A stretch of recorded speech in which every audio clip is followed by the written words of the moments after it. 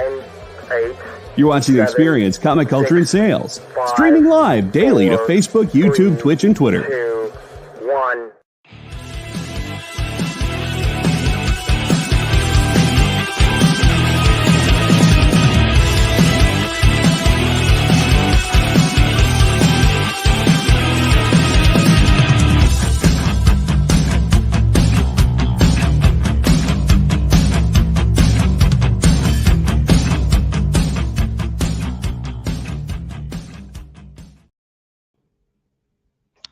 Hey everybody, how are you?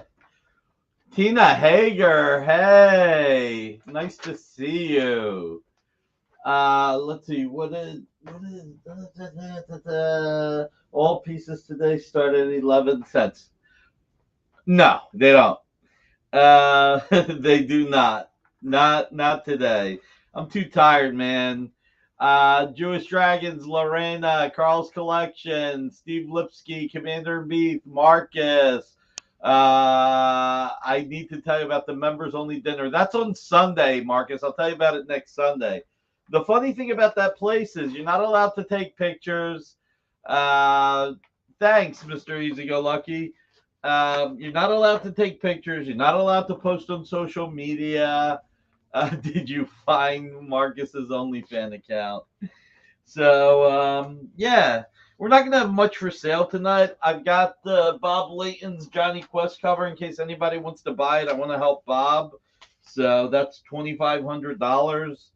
I figured I'd show some art that I picked up, tell any stories you want to hear, etc. And I'm tired. It's been a long week. I came back late last week, and I'm still exhausted. So all pieces drawn by any pieces drawn by me will start at 11 cents.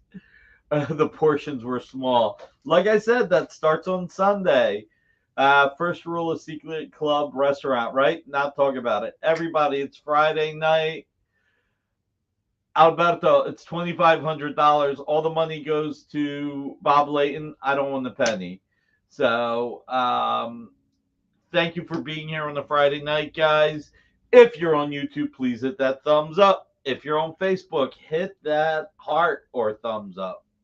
God, I forgot to wear a black shirt. Maybe I have been eating too much. If you're on Twitter, X, hit that thumbs up or hit that heart or whatever they got. And if you're on Twitch, smash that Android, but not so hard that, screw up your computer. Was there a dude in the bathroom soaping my hands? I don't get that. What did I miss here? Bob Layton needs the money now that he's not getting the weekly royalties from Bill. That guy soaps everything except for the hands. What am I missing? I'm missing something. Let's see. All pieces drawn by Nick. No. Who holds the electric car? Who makes the Instar? We do. The seafood platter was pretty good, man. It was really good. Wait till you guys hear who I had dinner with there and what deal is going to come together. So, I'm so tired. So, hi to the experience. Thank you. Fancy restaurants have bathroom attendants. Yes, they do. Did I not turn the volume off? I thought I did. I didn't understand that. I did turn it. I don't know what the heck happened, where that came from.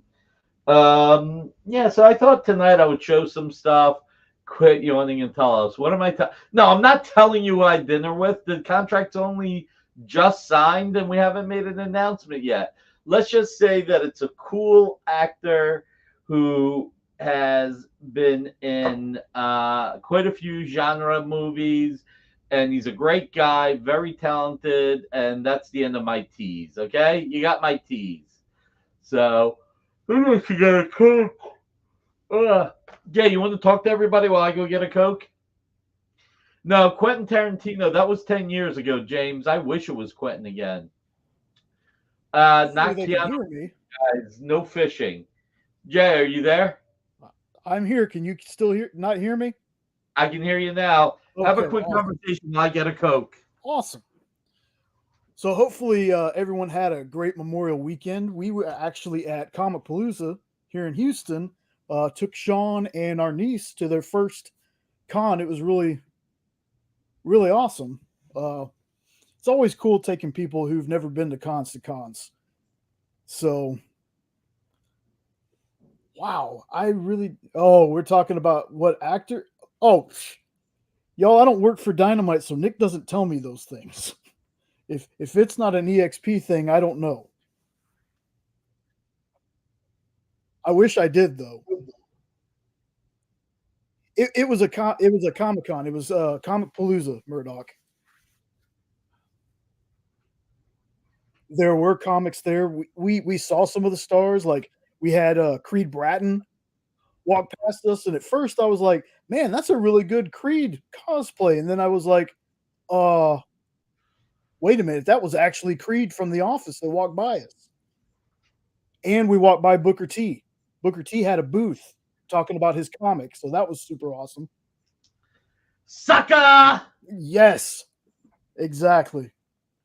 And yes, Lorena, you absolutely can add me. What's better, Wolfgang's or Peter Luger? Heading to New York soon and need some inside info. They're both great, Jewish Dragons. I would say Peter Luger's is a experience that you should have. Gabe Carino, how are you? Great. This is great. I'm getting all these new people who haven't been here in a while, and it's the night I'm not selling anything. I get no respect. I get no respect. Five-time champion. Sydney Sweeney as Red Sonja. No, we already got a Red Sonja. Sylvester Stallone for a Rocky comic. Nope, not that either. Yeah, Peter Luger's is just an experience, you know. I mean, it's all cash. Just keep in mind it is all cash. Just like the place I'm going to on Sunday. So, taking my fish oil. May as well. Yeah, I needed a haircut before licensing show. So, let's see. So, yeah, Peter Luger's all cash. Marcelo Mota, how are you, man? I don't think I've seen you here in a little bit. Thank you for coming back. We're going to do a giveaway or giveaways tonight since the only thing I'm selling is the Johnny Quest. Robert Englund was awesome. And the AC's on. Let me turn it off. Let's see. All right. The AC takes a minute to turn off once you turn it off. You guys are worth sweating for. Used to like more. Oh, Morton's has slipped a lot. Yeah. I mean, Del Frisco's is better. Owned by the same people, but Del Frisco's is better. You're very kind, Steve. I appreciate it. Let's see. Yeah. I mean, again, it's cash, Jewish Dragons, all cash. Hey, Jay, do you have the photo of Lars Man visiting us out of the blue? It's in Slack from the third Wednesday show. Johnny Sanchez, I'm glad to hear you got it. Fleming's. Fleming's was better than which, CJ? I wouldn't say Fleming's is better than Peter Luger's or the. There we go. Check it out. Lars Man showed up out of the blue. I told him not to take a picture with me. Take a picture with the good-looking people. So, Jenna, hey, nice to see you. So, yeah, I mean, Fleming's is good, but I would absolutely go to Peter Luger's or Wolfgang's over it. Wolfgang's is a steakhouse. If there's a Wolfgang Puck, that's not what I'm talking about. I'm talking about Wolfgang's. So, and no matter which one you go to, I suggest you get the bacon. You're a Ruth Chris kind of guy. I've had Ruth Chris. It's good. A lot of butter, Murdoch. A whole lot of butter. Is it better with butter? Bye, Jenna. Thanks for stopping by. Hopefully you hit the thumbs up. Did everybody hit the thumbs up? Got 59 people watching. I hit thumbs up twice. Ruben would have hit it 4 times. So, how is it we only have 28 likes with 61 people watching? Damn, you guys, you don't love me. Number one Marvel fan. It's great to see you. Gil L. The only thing you missed is talking about steakhouses and me being tired from licensing show a week later.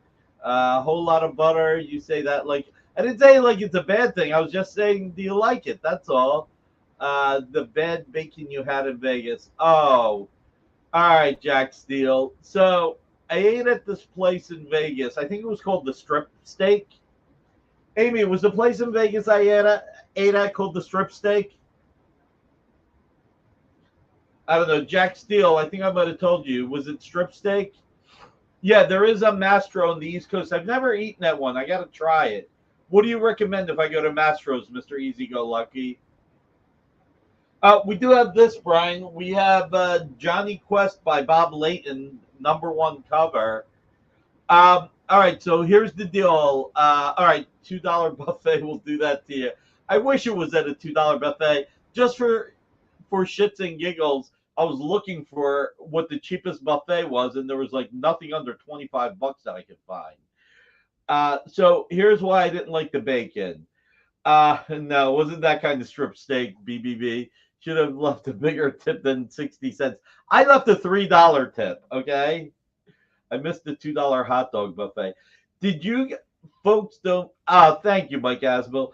Did you guys know that Costco, they sell $1.25 hot dogs, and it's one of the things that people love. They got a CEO that came in. Sorry about that. They got a CEO that came in who's going to raise the price to 350, and the owner of Costco's or the top person at Costco's said, if you raise it to 350, I'm going to fire you. People are used to paying $1.25. We're going to keep it at $1.25. Is it $1.55 with soda? Oh, it's $1.50. Okay, sorry. But yeah, he said this is part of our thing, and you're not raising the price. Okay, Sam's Club has it as well. I didn't know that. So I don't know why I know that story. I don't know. I read too much on the internet. Um, so he said, "Kill you, not fire you." He said, "I'm going to shove a ton of. I'm going to do like Kevin Spacey in Seven and lock you down and shove hot dogs down your throat." Oh, thank you, Comic Art Boston. Sorry, man, I'm really behind from licensing show. Whole roasted chicken for $4.99. I think you can get BJ's Wholesale Club is $5.99 or $6.99. Only reason why I know that is since Pam runs a rescue. When she wants to catch a cat that's hard to get, she'll get some chicken from BJ's and do that. $4.99 chicken or Dynamite Comics. Yeah, Dynamite Comics. Yeah, unfortunately, that's the thing. It's killing me that we had to go to $4.99, but we haven't raised our prices in 16 years. So, um, oh, there's a $10.99 pizza now. Is that at BJ's, Costco, or Sam's Club? No problem. All right, Comic Art Boston. I'll find it now that I know that it's there. I'm just way behind. So, all right, so I got a couple of things that I thought I would share. Again, this Johnny Quest #1 cover by Bob Layton. If you buy it, all $2,500 goes to Bob. That's right, Lost Leader. Got a pizza, hot dogs, and chicken. Nice, Lorena. So I got these from Mike Asbell. I started watching Star Trek for the first time. Yes, for the first time. And I was talking about it, and Mike Asbell was very kind and sent these to me as a gift. And so I saw Mirror Mirror, and the thing that was interesting about Mirror Mirror is that they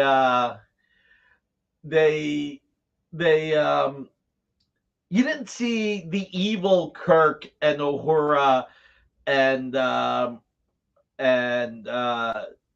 the Doctor, God, Bones, and I can't remember who the fourth person was. When the evil versions showed up on the our Enterprise, I'll say our Enterprise.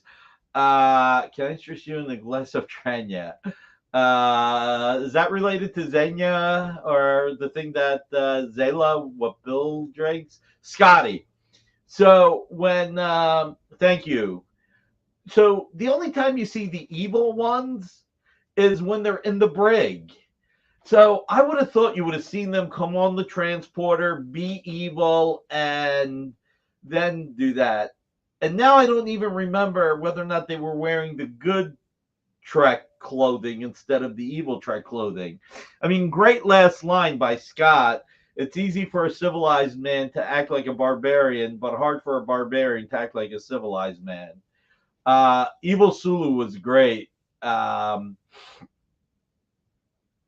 were all great. So this, and I watched City on the Edge of Forever, and the thing that I found interesting about that, I know that everybody considers it one of the greatest episodes, and I thought it was. Nick wanted $1 billion project. Man. Damon, hey, what's up, man? Wow, we got all these new people, and I'm not selling anything except for the Johnny Quest tonight. Wow. Shirtless fencing Sulu. That is true, Murdoch. That is true to a degree. So it had the budget of The Boys. So, the budget of the first season of The Boys was like $100 million. I think 30 million went into the pilot and the costumes. But so the thing I found interesting about City on the Edge of Forever, great episode. But the thing that really, really made it a classic for me is the last scene when they're on Earth. Spock is trying to convince Kirk that she needs to die, otherwise the Nazis win the war. Welcome to the Experienced States in Star Trek Hour. People like to join to say hi. Thank you, Salary Otaku. I guess maybe I could go find some art. Gave them a very low budget. Yeah, right. Could have taken Edith back rather than let her get killed. Oh, that's a good idea, but it wouldn't have been as potent. 50 million went to Nick. I wish. If 50 million went to me, I would spend 20 million on charity, 20 million on promoting the comic industry, 5 million on my family, and 5 million for me, and actually buy a decent sports car. My gift when I turn 60 will be the Aston Martin. Right now, I drive a $34,000 car, which I'm very happy with. Matter of fact, I had a Ford convertible that if I didn't get into a car accident, I'd still have. I had that for 15 or 16 years. 5 million on hot dogs. I'm not going to win that hot dog eating contest, Jack Steele. Doing an art show cameo on The Boys. No, nobody wants me on The Boys. I'd be the Blob, and then The Boys would get sued for trademark infringement. To give effect, dynasty would not have happened. Humble brag. Goo, I said if. I don't. I'm sorry, Goo, that you feel that way. I'm just saying what I will do. Is that Alberto? Yeah. Too bad we buy artwork, right? If only we didn't buy so much artwork. Nick invented the Aston Martin. I also invented the $1.50 hot dogs at Costco. You get demolished. It'd be an unalive video cameo. Nick the Bond McCartney. Whoever was the second Bond, that's who I would be if I was a Bond. I'd be George Lazenby. One piece of art and buy an Aston. All right, thanks, Goo. I hate it if I come across sounding like a dick. I don't want to do that. Steve Mortar and his car. When I mentioned that to Steve, he told me he bought that. I thought that was cool. Comic art is a better investment, but we always got to think of one thing: the financial investment, but the emotional investment. This is why I still love like $300 Carmine Infantino and Don Heck flash pages, because the emotional investment's more important to me. You want to buy from me to buy an Aston Martin. Yeah. So how much are they, by the way? I have no clue how much they go for. Maybe I should find out how much they are before I say I want one, because I might not want one. Are they like over $60,000? Because if they are, I'm probably not going to get it then. I can't see putting too much money into a car. I'd rather my dream car is 2019 orange Z06 Corvette. Nice, Corey. I like that. So where were we going with this? Besides, Nick invented the $1.50, the $1.50 hot dogs at the Costco. City on the Edge of Forever. But that last scene, you got Kirk arguing to save her, and then when she's getting hit by the car, and McCoy is going to go try and stop her, Kirk actually holds McCoy back, and that's what takes it from a great episode of Star Trek to an amazing episode of Star Trek, and that made all the difference. Too much? Okay, GL, George Lazenby was a good Bond. Yeah, do you guys know the George Lazenby story? Oh, shoot, I am not spending that much money on a car. It depreciates as fast as Costco chicken once it's on the lot. On Facebook, even if you message you a link on my cap. Oh, Seamus, I tell you what, my email address is Nick, Nick, .Barrucci, BARRUCCI, @dynamite.com. Believe it or not, I don't check my Facebook messages that much or my Instagram messages. He's out for a knockoff. Austin Martin. That's a good idea, Steve Vendetta. Jay, put my email address in the comments for Black Viper of Dorn. Do you know what you just did? He knows, Doctor. He knows. Might take you selling a few cap covers. Yeah, no, that was a great.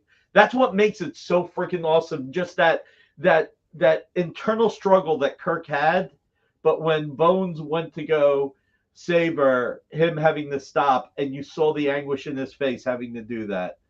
The other thing you got to remember is Kirk fell in love with a woman every other episode. So, there you go, Black Viper of Dorn, and just write your name in the subject line, Black Viper of Dorn. So let's see what else. So, no, thank you, Mike Asbill. It's really, really great. The classic bite is first, Raja. Yeah, but write Black Viper of Dorn in the subject line so that I know, but I'll know it's you with Raja, but write Black Viper of Dorn. So,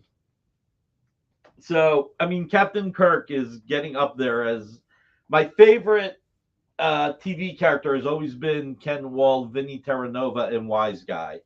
But Captain Kirk is getting up there, Did you hear about his new Shatner pets? No, I didn't hear that, but that's funny. Oh, man.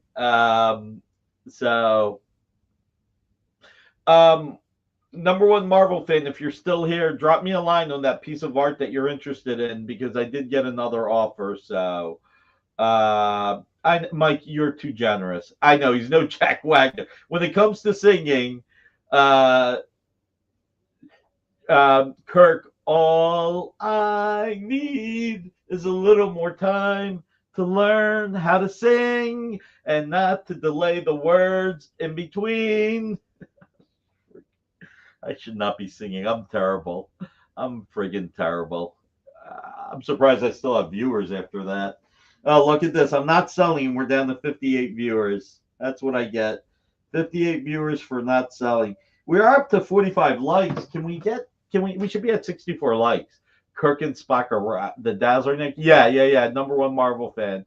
If you really want it, let me know. I got an offer that actually made me think about it. But Alberto said you really want it, and he implied it means a lot to you. So if it does, if it doesn't, don't worry about it.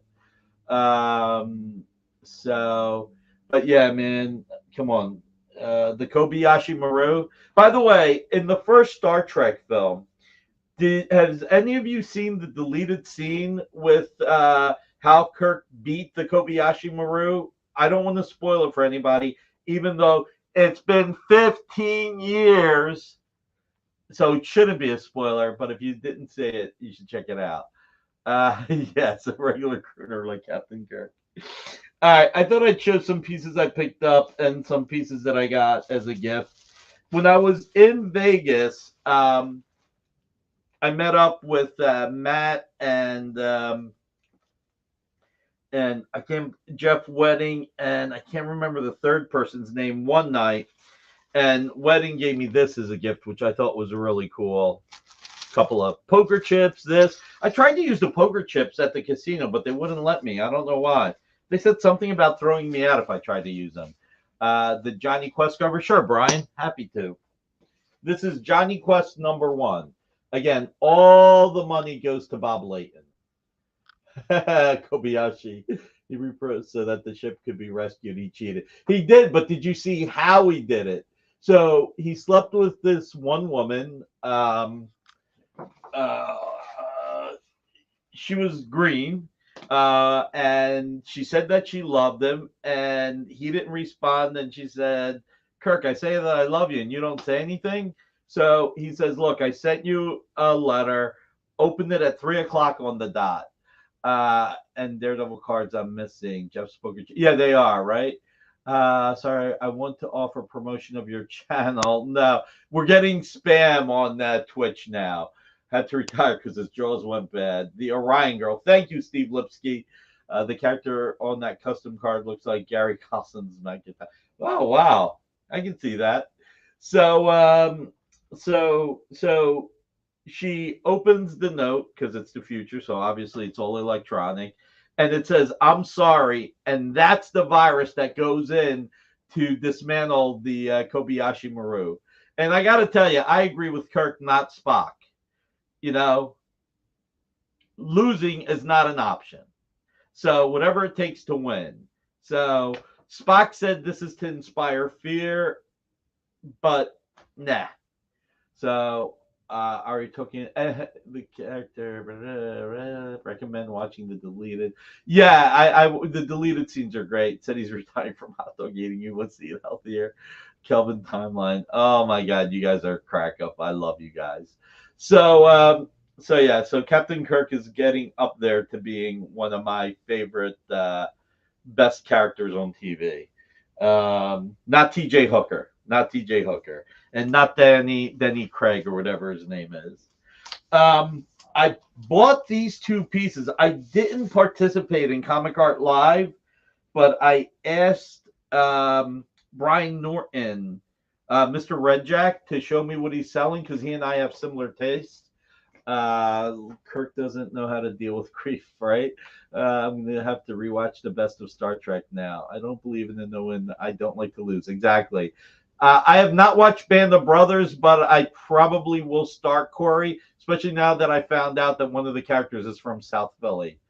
Had Adrian Zamed as a co-star. Oh, okay. So he sent me the art that he was going to put up for sale the night before. That's why Spock and Kirk's son had to die. So, well, and don't get me started on the second Star Trek film by J.J. Abrams.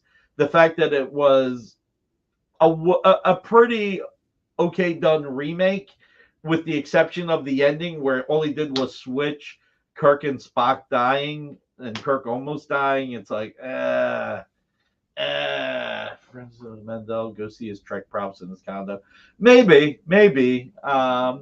Look, I enjoyed the TV series. I don't want to impose myself about that. And plus, I'm always working. So even if I made it out to LA, I'm going out to LA for a day, taking meetings, and come home that same night. So when I go out there for meetings, I go out there for meetings. All right, so I picked up this Don Newton page. No surprise that I love Don Newton. And this Wonder Woman page that has the Justice Society by John Byrne. So I picked up these two pages. And Mr. Redjack was so kind, he threw these two recreations as gifts in. The artist is Larry Jones. So he really shouldn't have done this. It was just very generous of him. The one night I saw Jeff Wedding and Matt and God, I can't believe I can't remember the third person's name. It was fun. The next night, and this sucks that I can't remember the third person's name. He came in from Atlanta, and Brian is the best. Nice pick. Thank you. Um, Don Newton is solid. Don Newton, man, what a such a sad thing that he died. I mean, I think they said he died because he was a health nut and not in a bad way, but very healthy eater, and he heard non-pasteurized milk was better for you, and he started drinking that, and that's one of the things that it was me, Nick. Marcus, I know what you look like. It was not you. And Tom was in Vegas as well for a different convention. So all three of us were in Vegas for different conventions, and I got to see Tom the next night, and then the night after that, he met with Matt and Jeff. So I did buy this Heart Attack F49. Okay, but they said that the milk contributed to it. But what do I know? I just read Wikipedia, and that's always right. So I picked up this Perez from Tom McDonald. Check it out, and he gave me a printout of what the cover looks like with the stat at the bottom. It's beautiful. So love that. For those of you who watched the Linsner show, I think you saw that I picked this up, this Jennifer Blood #1 cover. Nothing like Linsner painting the women. And let's see, what else? I showed you guys a while ago a reinterpretation of Justice League #1 cover by Kevin McGuire, and I ended up buying the thumbnails to go with it, which I thought was cool. I'm pretty sure I showed you guys this Christina Zulu cover, so that was cool to pick up. I can't remember if I showed you guys Colleen Doran's Detective Comics cover. This is gorgeous too. And then I got in the mail the Brian Hitch art, the Tim Seeley art, the Brent Peoples art, but I mean, I don't think I got to show that again. You guys, some of you guys told me got it. Corey Rust, ooh la la, love that detective color. Yeah, I mean, fully painted by Colleen is awesome. Corey, yeah, that Stitch cover is great. So thanks. And Tom McDonald actually got me the Stitch cover. Believe it or not, it was $3,000 on her website. And at Chicago Con, she sold it for $1,200, which was a steal. Excuse me. So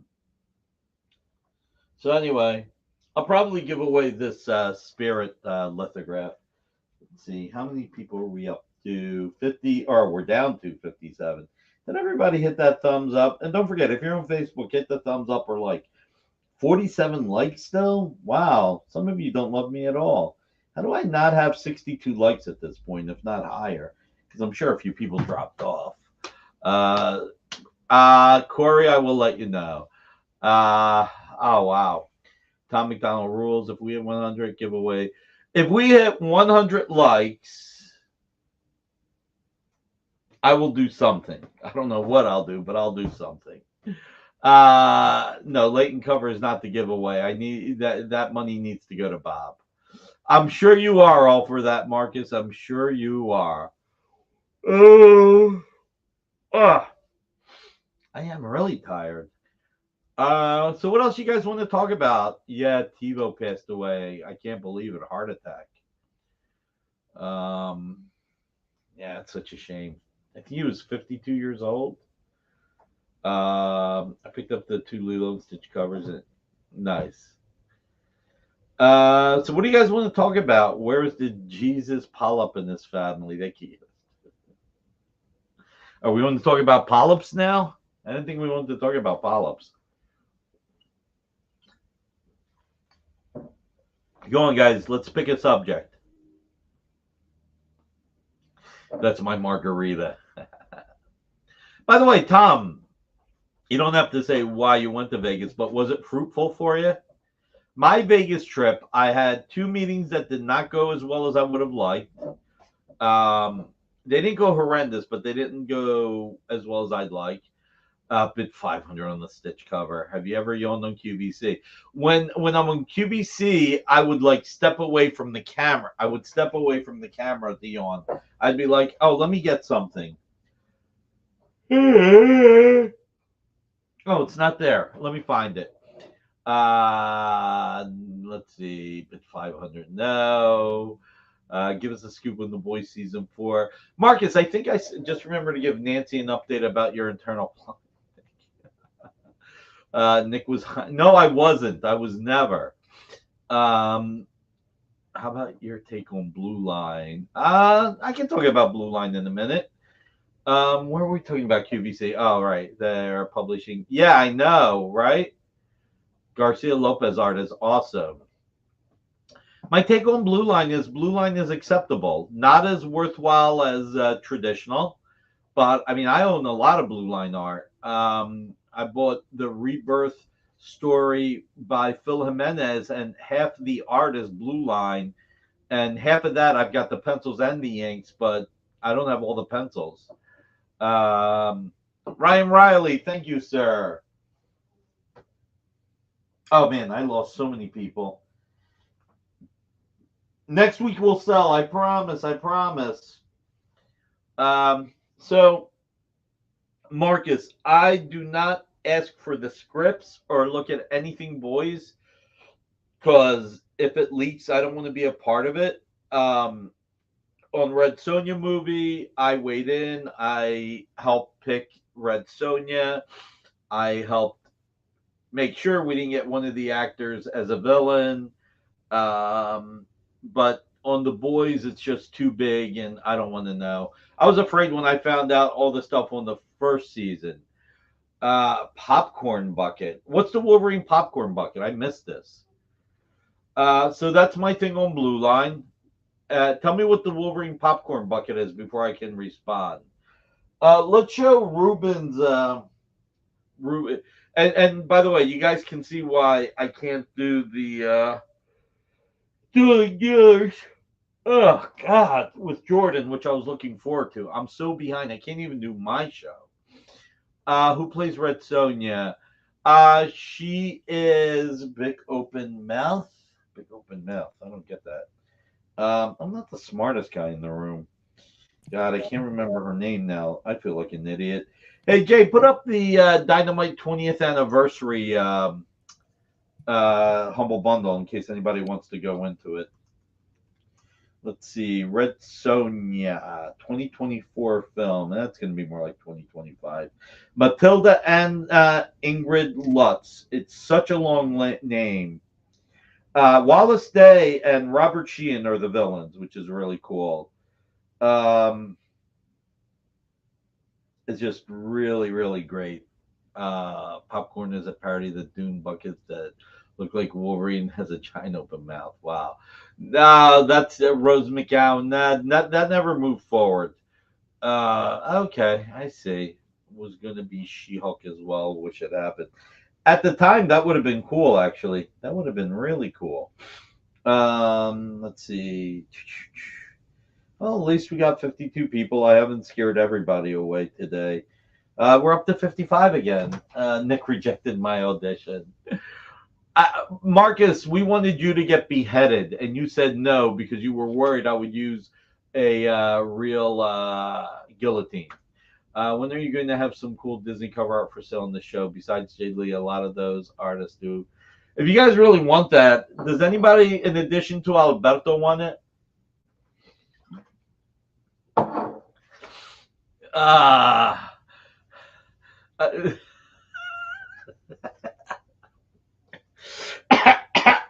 Marcus, that's good. That's good.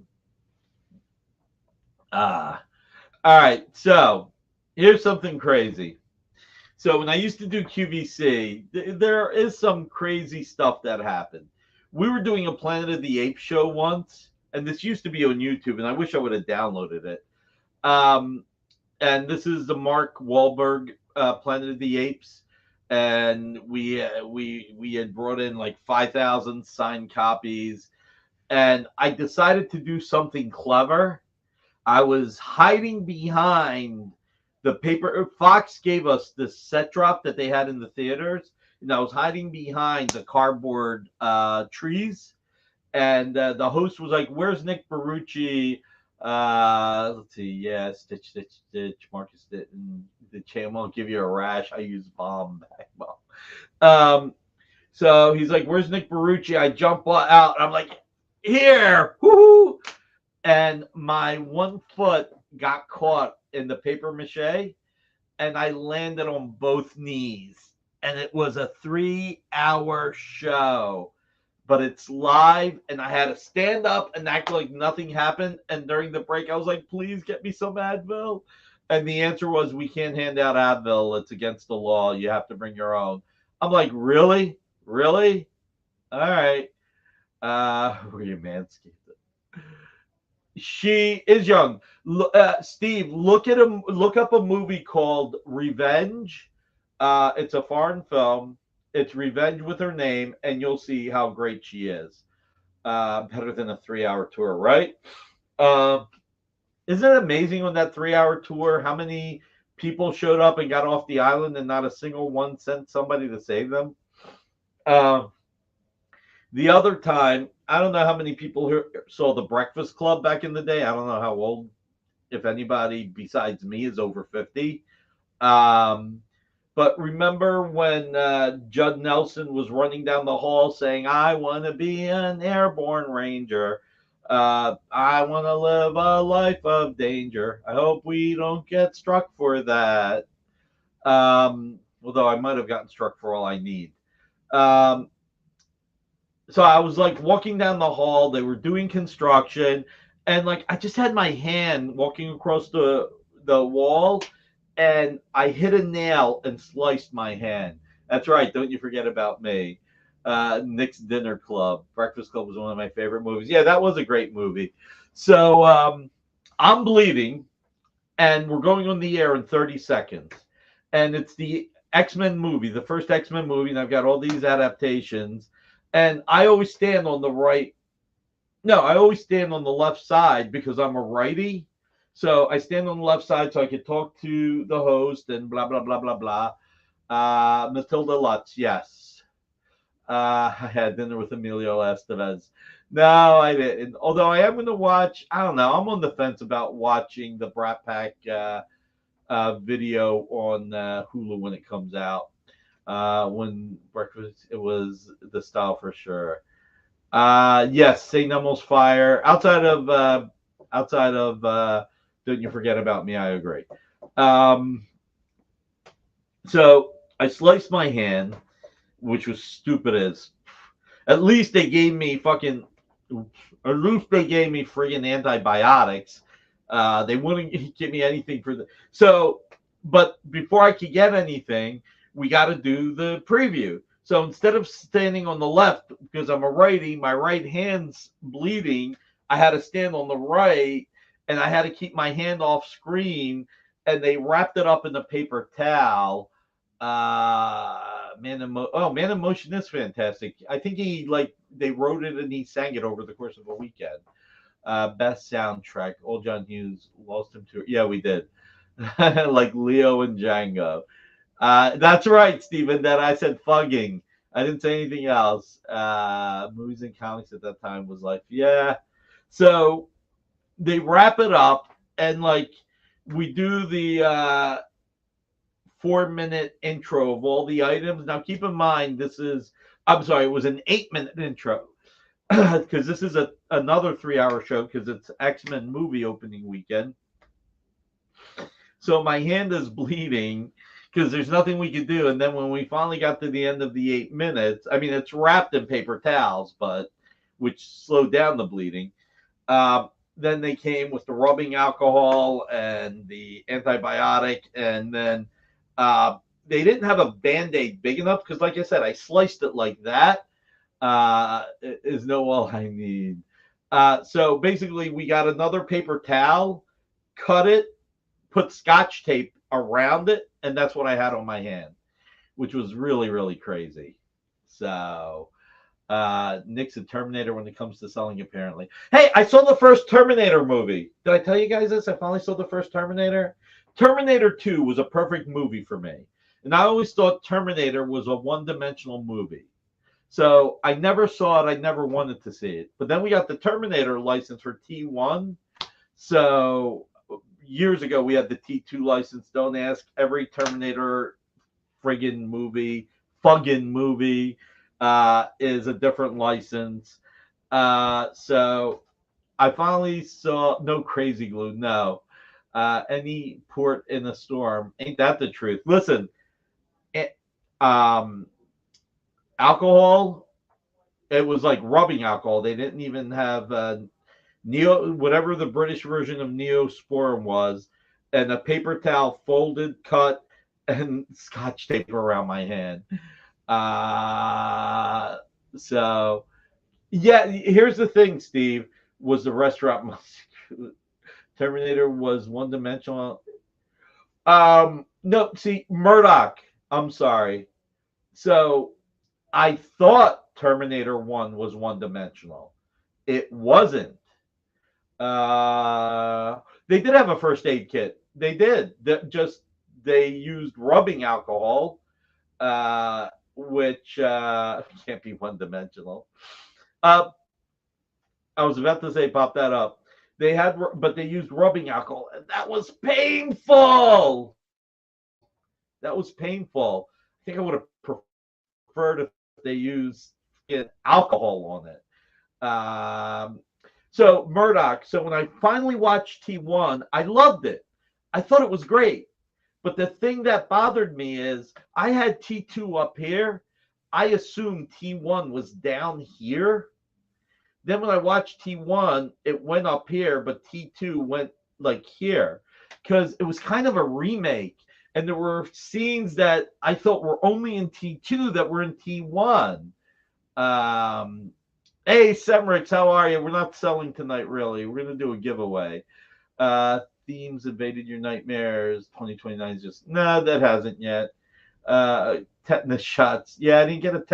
Oh, wow. I never even thought about that.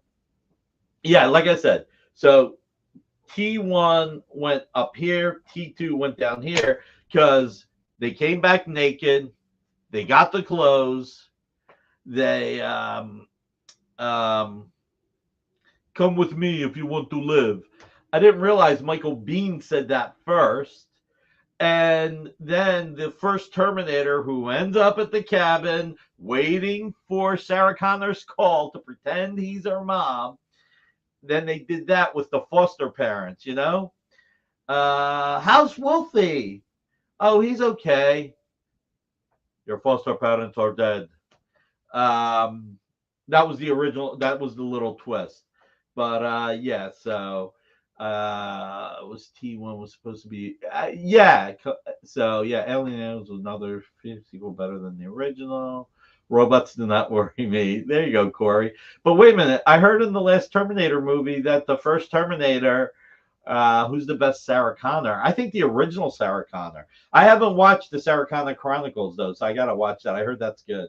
But they ended it on a cliffhanger. I think I'd like to get that license to finish the cliffhanger. Wolfie, there you go. Your foster parents are dead. So, yeah, that's my feeling. But I finally watched Terminator. I will watch Alien and Aliens, Tom McDonald. I think I got to watch a few other things. I finally saw Dracula Dead and loving it. 2 years later, Lyndall Hamilton is a twin. Yep, my 9-year-old loves. I think Carmen Diaz is a twin too. Loves all Godzilla movies and Joe's movies and the Meg movies. He'll live. So yeah. Are you heading out? All right. Can you just give me one or two giveaways? That's all I need. I just want to do a giveaway or two. Alien 3 was good, not great, but good. I personally prefer the horror tilt on T1. Saying more people liking the action. Connor, Dynamite Chronicles. Nancy's there. All right, give me 2 minutes to get to Nancy. I'm already boring the crap out of everybody. I'm happily surprised we still have 55 watching on YouTube, plus Facebook, plus Twitch. Not sure if anybody's on Twitter, but at least we're at 55 likes for 55 watching. Should probably be at 70. CJ says good night, Amy. So yeah. So let's see. What else? Now I got the Simple Minds on my head. Don't you forget about me. La la la la la la. Let's see. What else? EXP Stakes, right? Nick, have you ever considered licensing? No, I haven't. I'll look into it, Steve. I had not thought about that. Walk on by. So let's see. Anything else you guys want to talk about before Nancy comes on? So Fat Jack shut down. That was sad. I'm hoping Mike finds a new place to open up, but that was really sad. So we lost a great one. Almost 48 years. 48 years in July. Hopefully they can reopen. Thanks, Amy. Have a great weekend. Oh, these are really cool. I love these. Oh, you can leave the door open. I'm full of hot air. It's going to be too hot in here. Falling. Rain keeps falling on me. Yeah, it is very sad. Yeah, I did. I mean, look, hopefully he can reopen. I don't know. It's just piece of my heart left. That was really a blow.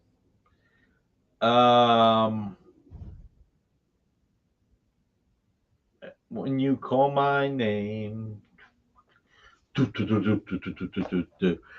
I buy out their stock? No. I might though. I might give Mike the money and buy his stock. But one thing at a time. Right now, he moved everything to a storage facility. He still has the Jersey store, but that has to be cleaned up and fixed too. It's really sad. Thanks, Spencer.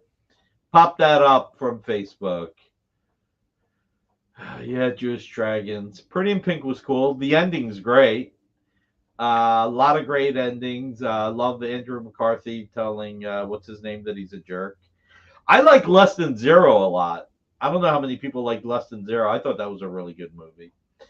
Had a lot of emotion, you know. So let's bring Nancy on before I bring this whole thing down, talking about Fat Jacks again. Hi, Nick. Hi, Nancy. How are you? Doing pretty good. I don't mind talking about Fat Jacks too. I don't want to talk about it too much. I mean, it is sad. I mean, Comics Unlimited, we had out in California for 44 years, and then I closed it and moved to Tennessee. And I still get messages all the time from California, people just going like, can you come back? We miss you. And I have a lot of customers out there that still shop with me and support me, which I really appreciate. But it is hard when you've been in business a long time, customers have grown up in your store and their kids and their grandkids. And then, to leave that is hard. So it is. So I've been praying for those guys that they, find something and, are able to continue on. I would love nothing more than Mike to be able to reopen in July for the 48th anniversary. That'd be cool. That would be friggin' fantastic. But let's talk about something that's definite and positive. We're definitely and positively going to be selling things on our show tonight, starting at 9 o'clock and going through 11 o'clock. I had a collection of Silver and Bronze Age come in yesterday, and I've spent all day grading. So we're going to have some kind of cool things, popping through. So I love that Joker series. Isn't that the most awesome? Yeah. So that's going to be fun. Luis Garcia and Irv Novick art in there. I have no more wins, Marcus. I have no more wins. I'm out of wins. Hopefully I won't have any losses, though. But yeah, losses are bad. We don't like losses. Yeah. No. Now you got the first appearance of Rogue behind you. You've got Superman Muhammad Ali. Is that the original or the commemorative reissue? Original. All right, and show everybody. We need to sell to win, Nancy. We need to sell to win. That's my plan. Because I had to take my car to the shop today, so I need to sell some comics tonight. I went in for breaks and ended up getting tires, Show the oversized Spider-Man. That's one that's rarely seen. It's right behind you. That one is hardly ever seen. So that's actually, I think I might have gotten a second copy in this collection I got yesterday. I've got a bunch more treasuries that I haven't had in a while that came in that collection, so I'll have those tonight. There's a Superman, a Batman, and a bunch of Marvel treasuries, so that'll be good. Hey, you want to hear something really interesting? Sure. Our Space Ghost numbers might be going up. What do you mean they might be going up? Well, right now, the number 3 numbers came in, and it looks like they're higher than number 2. I only just saw them. I'm like, that's wow, strange. I'll take it. It'll be temporary. It never lasts. It never lasts. But it is selling really, really well. Yeah. You know, my biggest regret on Space Ghost and Thundercats and a bunch of our books is that we had to go to $4.99. Printing has gone up so much. All the expenses have gone up so much. It's really disappointing we had to do that. You know, though, I don't get a lot of pushback from customers about that. People have been getting kind of used to it. I do think anytime you go over $4.99, people don't buy them. Yeah. But I mean, I don't love it that it's $4.99. I mean, I remember when people were upset when comics were $1, you know. Yeah. You know, but still, like, I don't know. We sell a lot of comics that are $4.99, so I don't think you should kick yourself about it. I mean, I feel, look, I also know it's good for retailers because all your expenses went up. So $4.99 actually helps. It does. I mean, that's one thing that is good about it. But it's just tough, you know. And then customers want a Costco chicken. CJ was around when they were 20 cents. It's amazing how, like, comics stayed at 10 cents for the longest time. They just kept cutting the pages. Oh, I wasn't saying that I only go back to $1. Nick knows that. It's that $1 was one of those price points where people were really worried in the industry that once we hit $1, that people weren't going to buy comics.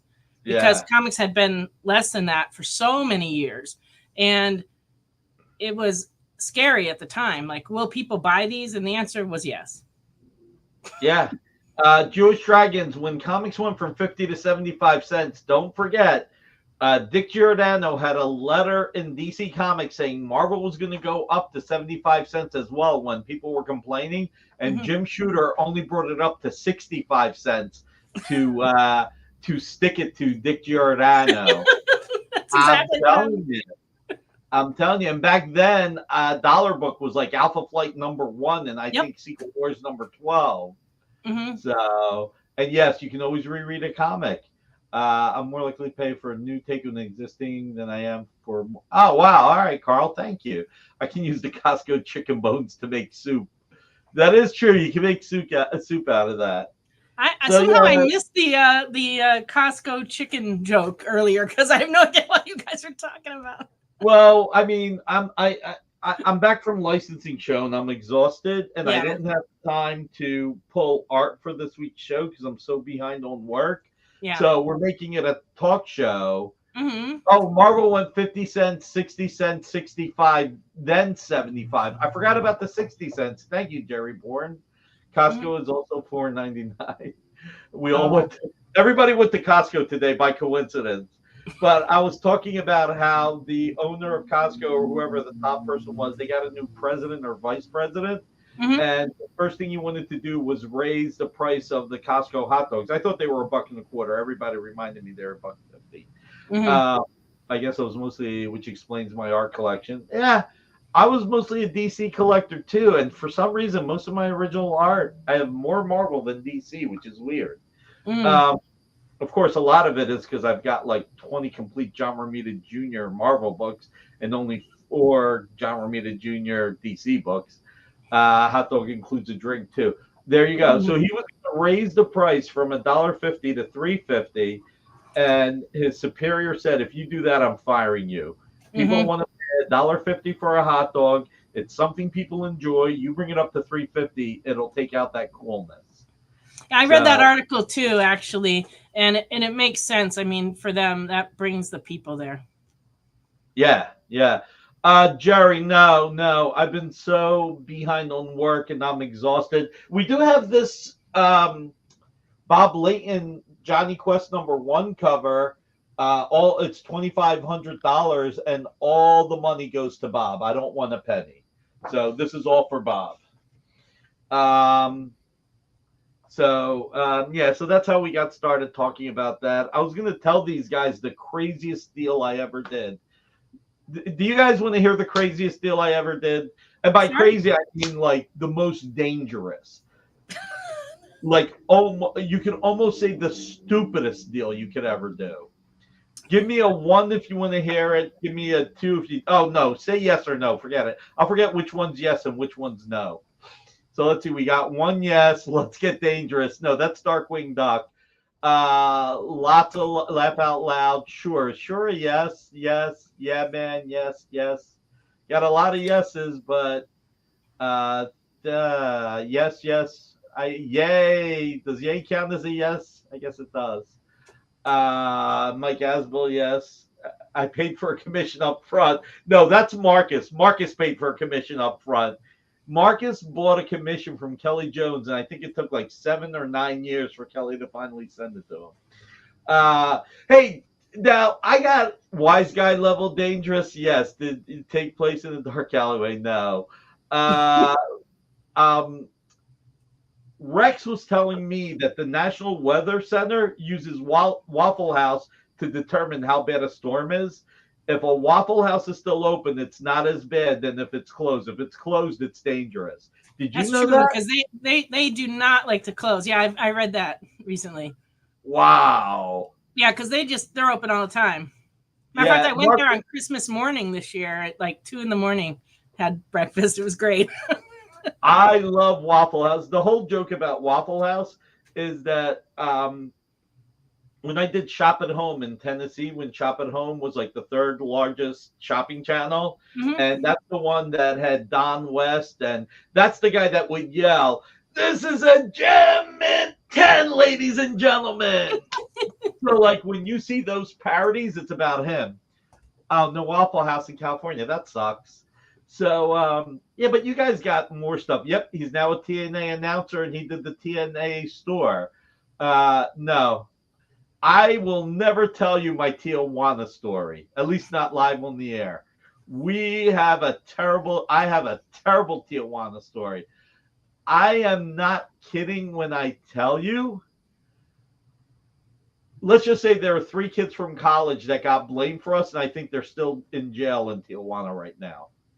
We barely made it over the border. And my friend Alan was trying to explain to the cops that those 3 weren't with us because we made it to the U.S. side. And the one cop went, shh. And Alan's like, good luck, guys.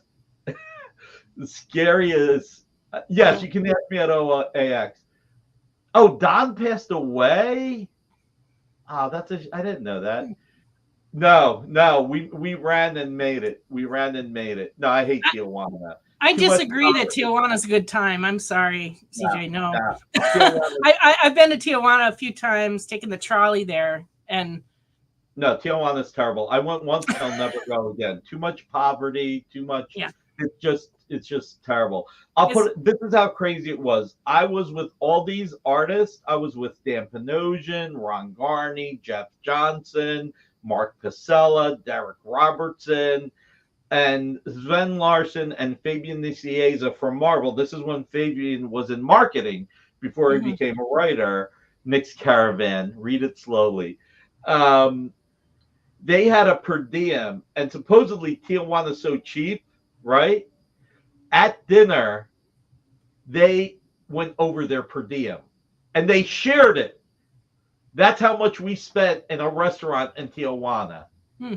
That is crazy. There goes Nick name dropping again. All right, Alberto, I'm not allowed to talk about this anymore. I went with a bunch of folks too, but I can't even remember exactly who was with me. You know what? You make it out barely alive and not go to jail. Trust me, you'll remember.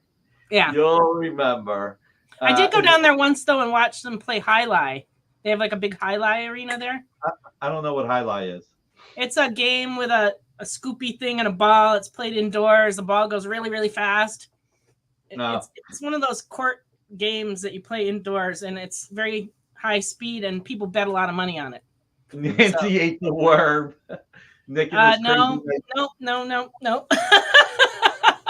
But yeah, Highline is a great game. Look it up. It's fun to watch. Michael, you missed all the Perez pieces under $500. They all sold. Oh, wait, no, they didn't because I didn't put any up. Now you're just being mean, Nick. Well, no, I corrected it right away. Being mean would be continuing it. That's probably true. Let's see, make a note, message about asking Nick about the whole Tijuana story. I'll tell people at OAX. So this is the craziest deal I ever did. So we were going to get the Vampirella license for publishing comics. And this was after Harris Publications relaunched Vampirella with a zero book. They were trying to follow our motto. The Tron arm prop is from that. I ate a worm, nothing. Miami Vice, that would be a cool license. I don't know if enough people will read it out there, though. So in the middle of the meeting, so it didn't work out for them, so they were willing to license it out. And Harris Publications was this huge magazine company. Like publishing Vampirella was the smallest thing they did. You know, they were on newsstand. They were huge. So in the middle of the meeting, I was just, because we had helped rebuild Red Sonja, and I'm like, if we rebuild Vampirella, what do we, long term, what do we get out of it? I mean, we would do it. And Paris Hilton published no.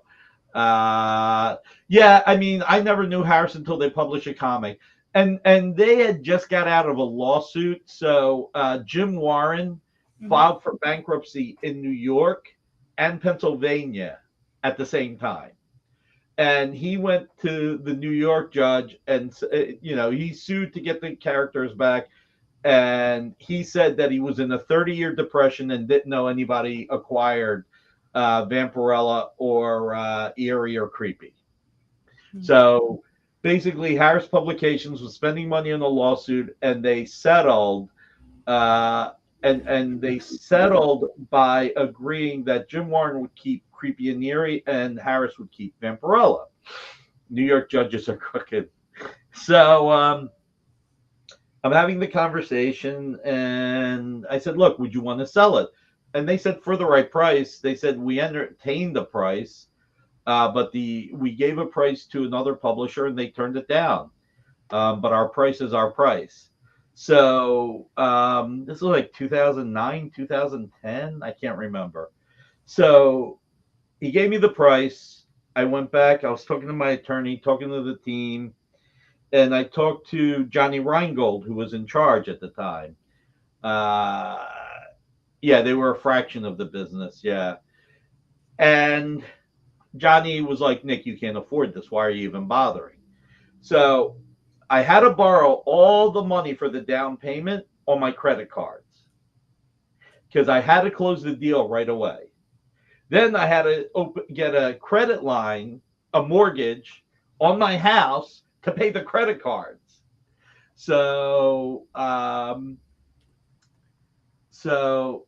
don't tell the credit card company, but I used my credit cards and had Dynamite, Dynamic Forces take the charge, and you're not allowed to do that. So don't tell the credit card companies I did that, okay? So that's not the scary part, Peter Rowe. This is the scary part. The deal was that I had to make a yearly payment for 3 years, 4 years, and then in the 5th year, there was a balloon payment. Here's the scary part. If I missed a payment by one day, the rights reverted. No cure period. No extension. That is the craziest deal you could ever do. Those are just scary terms. Scary. Well, here's the scariest part. The money had to be there December 31st. And one year I got caught in traffic. And New York is going to indict Nick for falsifying business stock. I'm not the one who did it. Jim Warren did. Was it as scary as the IT balloon? I don't know what the IT balloon is. Um, one of the years, I got to the bank just before they were closing, and they told me they couldn't wire the money, and I said, I need you to. It was December 31st or December 30th, and maybe the next day, the 31st was on a Saturday. I don't remember.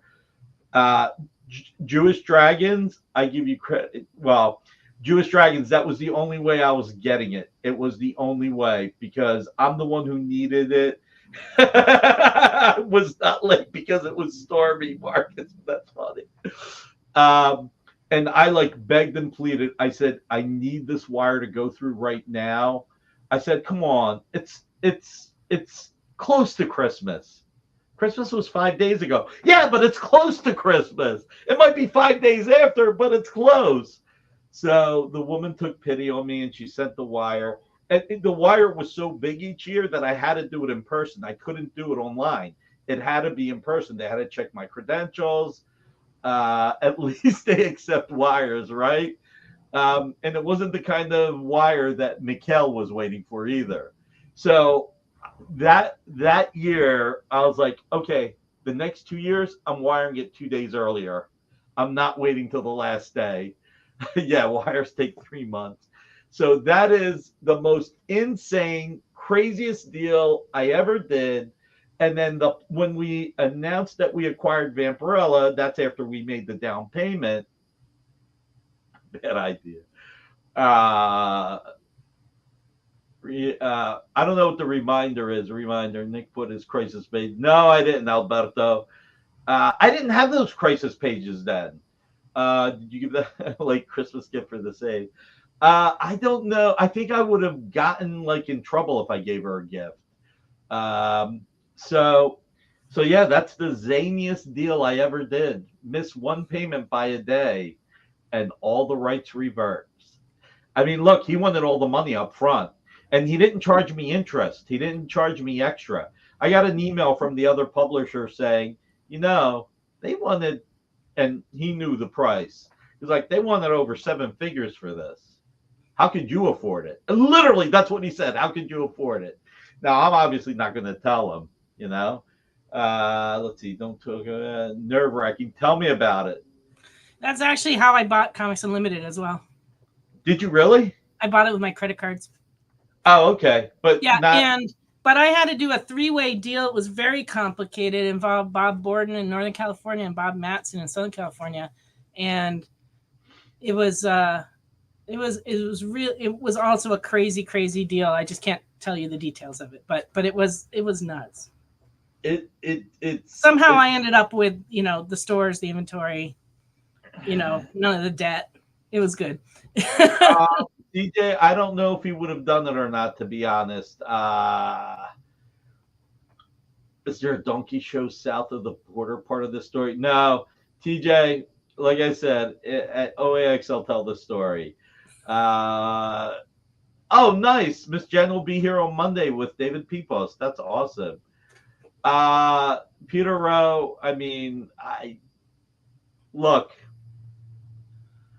I thought about it long and hard. And the question, can we get an update on the pallet? Yes, we can, Alberto. I'll give you that update in a second.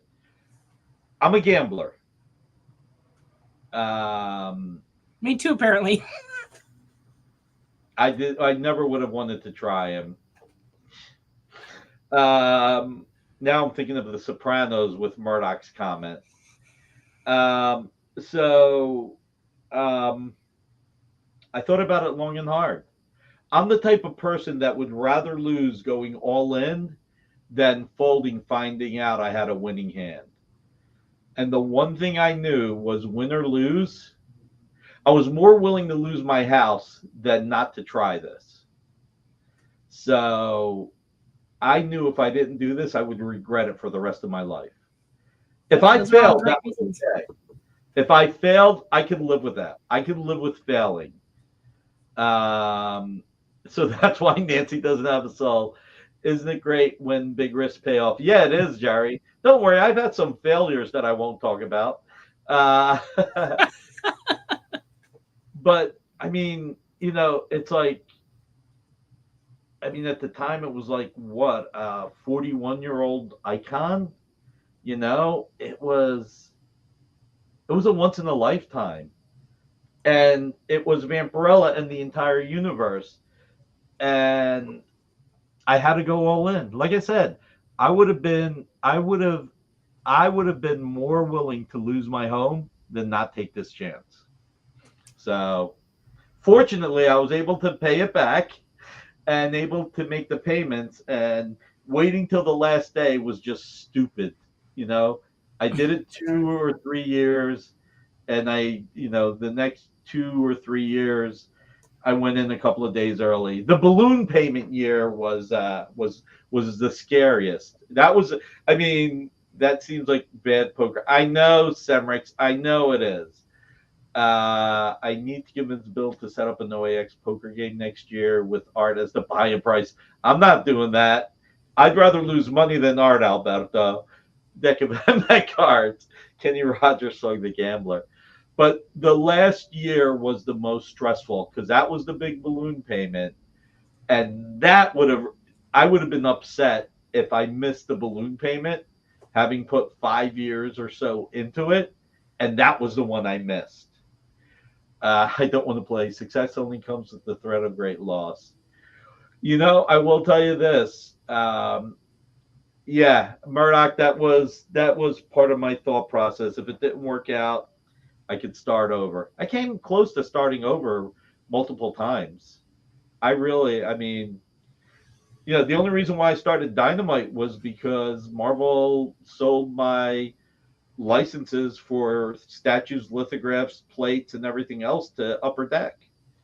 And I had to either fire 40 to 60% of my staff or pivot. And my friend Jim said, "You're getting the Army of Darkness license for statues and trading cards.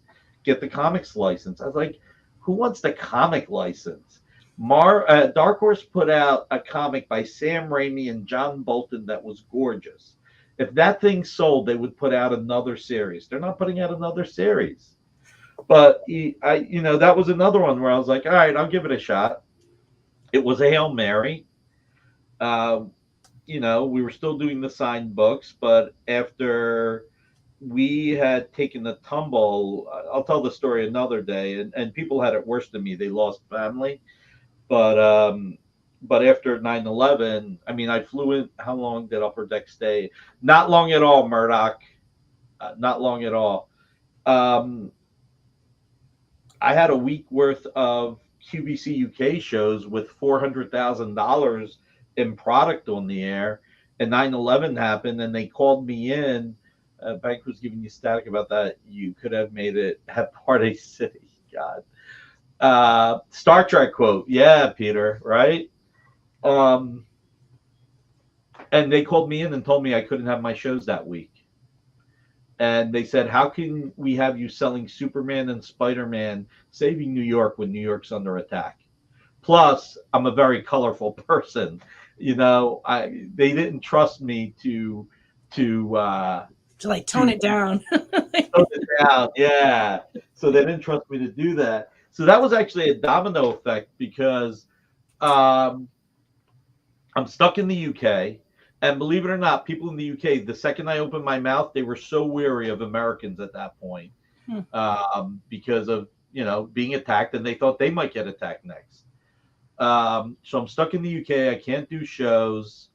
I actually had Vince Laterio and other people at DC. All the phone lines were down, but this was back in the AOL days. And Vince Laterio and people were instant messaging me, asking me to call their parents to tell them they were okay. So I'm in the UK calling people to tell them their kids are, their family's okay. So we had to do what I had to do. Yeah, that was 12 hours worth of programming, 2 hours a night. And so in October, I was supposed to have 3 hours, and they cut it to an hour. They didn't want to take a risk. And so that was bad enough, but they didn't want to return the product. I actually wanted them to return all the product so I can give them new product. And they said they didn't want to spend the money. So now I've got product that's old, as opposed to new product. And it was a domino effect. I mean, I was hanging on by my fingernails for 3 years. I mean, the Marvel license helped steady me at that point. It took, and then in November, they canceled my show. They were just like, we can't take a risk again. And then in December, they gave me an hour instead of 5 hours. And I'm like, I was hanging by my fingernails. And, turned it around though, that Hail Mary of getting into publishing actually changed everything. I think I told you this, or maybe I didn't. I never wanted to be a publisher. I'm the only person that is a publisher that never had the desire. When you look at the risk on publishing, Murdoch, first of all, you got to hire more staff. You have a responsibility to the fans, the retailers, the licensors, the creators. When you're making a statue, you're paying a sculptor, a painter, and a photographer. And sometimes the sculptor is the painter or the painter and the photographer. Oh, QVC's risk. They didn't want to take a risk that there would be another attack and that they would have to pull 10 hours of programming, or in October, 3 hours of programming, because to QVC, time was their cost. So in retail, like Target, today it is.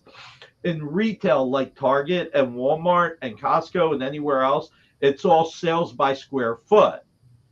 Well, thank you, Steve. That's really kind of you. I appreciate that. At QVC, it was dollars per minute. So in retail, it's dollars per square foot. At QVC, it was dollars per minute. So by pulling my shows that week and putting other shows that maybe didn't have the inventory, didn't have what they needed, they made less money during those hours. So if an attack happened in October, they didn't want to have to give away 3 hours at the last minute. They were only willing to risk 1 hour. And then in November, when they canceled my show, all the November product, because you're making this in advance, or you're committing it to in advance, even though it was mostly signed books. If I said to Scott Hanna, you're signing 500 of these, he wanted to sign 500 regardless whether or not I sold 200 to QVC UK. So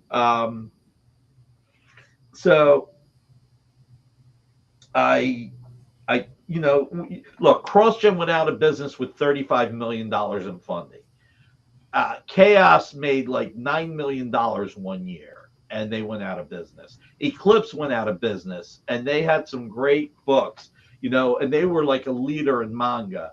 First Comics went out of business, and they were making money hand over fist with Lone Wolf and Cub.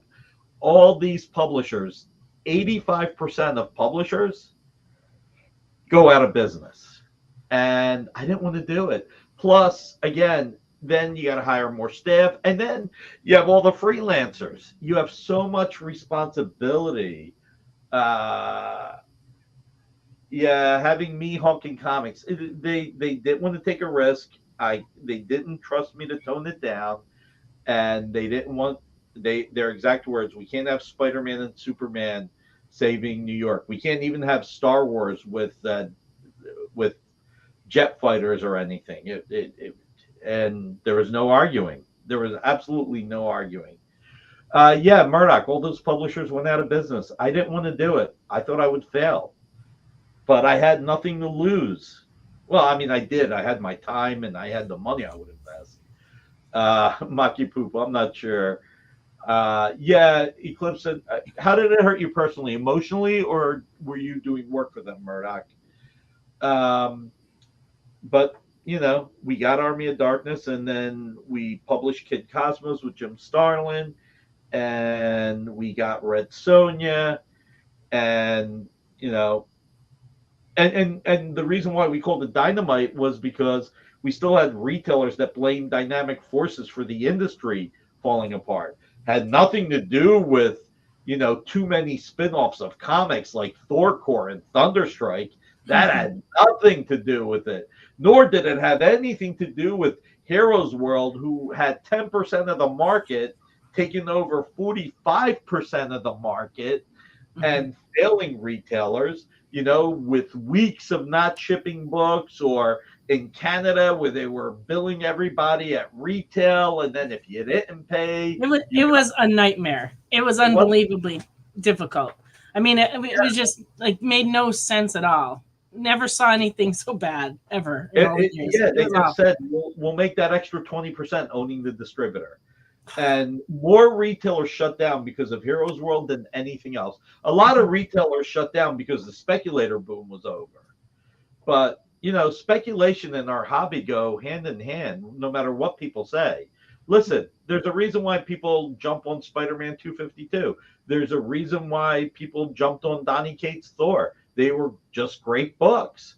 And you speculate, and, you know, I mean, we forget that Amazing Spider-Man 252, Secret Wars 8, Thor 337, Daredevil 158. Those were books that had heat and people were speculating on. Yeah, a lot of retailers. Nick invented the crash. Yeah, a lot of retailers blame what it was, Steve, is we were the last vestige in their mind of speculators. So us being around, they either blamed us or we reminded them of it. It's also why the first few years you never saw any quotes from me or anybody at Dynamite. It was Jay Allen who was quoted. Jay Garrick and Barry Allen, and I couldn't believe no one figured that out. And keep in mind, when Heroes World was doing so terrible, there was no internet. There was, you know, there were a couple of message boards, but they couldn't. Heroes World's customer service was crap. You know, I know some people complain about Lunar's customer service. Lunar's customer service is stellar compared to Heroes World. That's and true. Lunar is getting better. Heroes World had no reason to get better. They had But Lunar actually gets us our books every week, so that's a benefit too. Exactly. And you have the internet if they don't. Yeah. People can get called on the carpet, you know. Well, back then, I mean, you were saying how retailers blamed you, but like, I don't think that ever crossed my mind. You know, like that doesn't make sense to me to blame suppliers. You know, when you know you were doing your business and selling your stuff, you weren't causing this. No, but you know, we couldn't take the risk, and the reason why we started like putting our name out there. Ron Moore, who's a great guy, like it took us 5 months to get on the call with him once we signed the Universal license. And you always have that fear that the person who's show running the show is going to be an ass and doesn't want to be bothered. Yeah, Friendly Franks. I mean, Friendly Franks actually went to Image and said, we'll give you our company if you distribute through us, and Image turned them down. And so got on the phone with Ron Moore, and he said, okay, on your 4 pitches, I like this one, and you should go with it. This one, I have changes. I'm going to email you. But if you do my changes, they're good to go. Unfortunately, I don't like these 2 pitches. I really don't want you to do them. But I'm also going to send you ideas that either are too expensive for us to do, and in comics, you have a budget that's bigger than ours because your budget is based on the writer and artist's imagination, or stories that I want told that I'll never get to. And we have flashbacks, but I don't want my show being more flashbacks than we have. And so we did an interview with TV Guide. If young people know what TV Guide is, older people do. Everyone going to Diamond pissed me off. You know what? You know what happened, Murdoch? It was Diamond or Capital City, and it was the stability that publishers were looking for. It was really the stability that they needed. It sucked because if DC would have went with Capital City, Dark Horse probably would have went wherever DC did because Paul and Mike had a good relationship and they respected each other. I'm not saying it's a definite. No, it's not the same. Friendly Franks was in the Chicago area.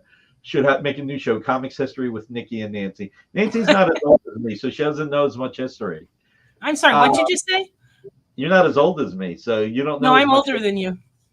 Shh. Nancy's never older. You're more refined. I'm older. Oh, okay. So, But I don't know. I don't know what year did you start in comics in business? 1982. I was 12 or 13-year-old, and maybe 1983. I started selling at conventions. I was a weekend warrior. So I did an interview with TV Guide, and they asked me how to spell my name. I was like, "Oh, I really don't use my name. You can quote Jay Allen." And like, who the heck is Jay Allen? I was like, "Well, that's kind of like the pen name we use." He's like, "This is TV Guide. I got two choices for you. I'm quoting you, or I'm killing this story. Which would you like?" I said, "So it's Nick, and my last name's spelled Barrucci." So at that point, it's like, we're out of here. We're out. You know, we got outed. So I mean, look, it's. I tell my guys this all the time. You know, no matter how bad of a day we're having, no matter when things go wrong, like at licensing show, we had 2 meetings that did not go as well as I was hoping, but we had a few meetings that went great and a lot of meetings that went well. You know, there was a license that we pushed and once it's announced, I'll tell you guys what it is. There was a license that we pushed the rights holders to do, and they gave it to another publisher, and they apologized. I'm like, what are you going to do? You know, I could get upset, but there's nothing. I'm not going to bother. You know, you move on. That deep investigative journalism at TV Guide. You got to pop that up, Jay, for everybody not on YouTube. I got a call once from National Enquirer. Yeah. And they wanted to interview me, and I thought that was one of the scarier phone calls I ever got. Oh, really? Turned out fine, though. They were just doing like a filler piece on comics, and nice. And they just called me, and it turned out fine. But still, when they're like the National Enquirer's on the phone, I'm like, oh my goodness, what could be happening? That's not a call you want to get. Oh, really. By the way, for the giveaways, why don't we do the hashtag? Can you believe Nick survived all this? Or is that too long? Jay, what do you think? That's a little long. Hashtag, can you believe Nick survived all this? So yeah. So look, you know, the one thing that we look at, while we can't make everybody happy, every day we put out comics that are escapism for fans. Did you ever cross paths on the cobblestone street? No, Steve started before I did. Steve Jeppy started. Nick lives, staying alive. All right, how about that? EXP Nick lives. EXP Nick lives. We'll do that. Hashtag that's a little long. Hashtag Nick survived. All right, hashtag EXP Nick survived. Hashtag I knew Steve in the very, very early days when he first started distributing. Mr. Easy Go Lucky did it. Can you believe Nick survived all this? Wow, that's a lot. All right, EXP Nick lives. We'll go with that. EXP Nick invented survival. Let's go with all lowercase letters, everybody. EXP Nick lives. All kidding aside, EXP Nick lives. Yeah, the first one wouldn't even let me type it all out. Oh, really? It's too long. So EXP Nick lives. That's what we'll go with. Yeah, look, there's you know, listen, there's a lot, but every day we make people happy, and that is really, really, really rewarding. I mean, it's our 20th anniversary. Honestly, it's surreal that we made it, and I've had a lot of touchstone moments. When I used to buy at Fat Jack's, Bill Willingham and Matt Wagner were shopping there because they were Philly people. Paris Cullens. And I guess when I was 13, 14, actually, I did want to be a publisher because I was so in love with comics. And I would ask them if they would help me if I wanted to publish a comic. And Bill Cucinato, who worked at Fat Jack's, he was one of the founders of Kimiko, but he got kicked out or left, whoever, you know, depending on who you listen to. He was like, for $5,000, I'll help you publish a comic. I was like, I don't have $5,000. I do keep a lot of people employed. At any given time, my 28 employees and 80 up to 80 freelancers. Um, so, I would say Mr. Willingham, Mr. Happy to thank you. Yeah, that helps. If anybody wants to do a super chat, or actually better yet, sign up for our monthly, just the to be a member, that'll be great. Yeah, Paris Collins was fantastic. Infamous Reaper, hey. So I would actually say, Mr. Willingham, Mr. Wagner, would you help me publish a comic? I mean, it was so crazy that we didn't tell anybody who we were. Matt Wagner, when he found out we had Zorro, asked Michael Avon Oming to put him in touch with us, because he wanted to write Zorro, and he loved the Isabella Allende novel. So Michael Avon Oming sends an email to Matt and I saying, Nick Barucci, Matt Wagner, Matt, meet Nick Barucci. Nick, meet Matt effin Wagner. Of course, no, not Jack Wagner, Matt Wagner. And Matt Wagner goes, Nick Barucci, I've known him since he was 13. So, it was really cool to publish Matt Wagner. It was really cool to publish Bill Willingham. When I got to publish The Shadow, I loved Howard Chaykin's Shadow. Howard Chaykin's Shadow, that first issue, you know what made it so amazing, Nancy? No, I don't. Lamont, What do you? Lamont Cranston doesn't show up until the last page. Oh yeah. Wasn't that cool? I know a lot of people hated that, but that was so cool. I got to reprint the Russ Heath, Michael Kaluta Shadow graphic novel. I mean, how nuts is that? Yeah, I got to work with Quentin Tarantino. I published the only sequel to a Quentin Tarantino movie. Yeah, I saw your Facebook post about that today. Yeah. All I need is a little more time for this wire to believe. Oh my God. There's a running joke. Somebody was waiting for a wire from somebody you would know. I'm not going to name names.